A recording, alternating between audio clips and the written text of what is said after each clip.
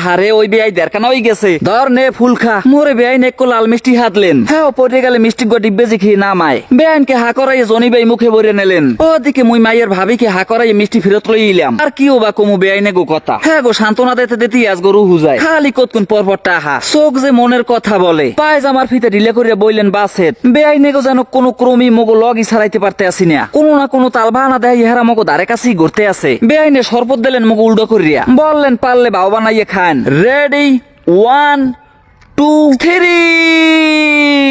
আরে বেআইনের শরবত দিয়ে গোসল করাই দিছে, কেমনটা লাগে। আরে আল্লাহ রে, কামটা হইলে কি বিয়ে আবার ভাঙ্গে যাবে না তো। 3 ঘন্টা বইয়ে শাড়িটা পিন দিয়েছি। বেআই গোলমার ফোরা একটা কামের কাম করলে আম্মু গোস্ত লবা আটটু কইছি না লাগলে আমি কমু হনে। পোলাপ খাইলি না আঙ্গুল খাইলি আয় একই কাণ্ড। জামাইয়ের সামনে আস্তা খাসি। বাইক নিয়ে হালকার উপরে চারুপাশের পরিস্থিতি দেখে নিলেন, ছোট্ট করে হালকার উপরে উড়াইয়া মোহে দিলেন। অতপর ক্যামেরায় ধরা পড়িয়ে গেলেন। বেআইনকে সুন্দর মতো খাওয়াই দিতে লইলাম, হাক করার পর নিজের মুখে এনে দিয়ে দিলাম। রাগ হইয়ে ঘুষি মারলেন বেআইনে। ওদিকে খাসি শেষ করিয়া লাইতে আছে। খাসির রান লইয়ে মামা তো লাগে বাজাই দিলাম এক ধরনের যুদ্ধ।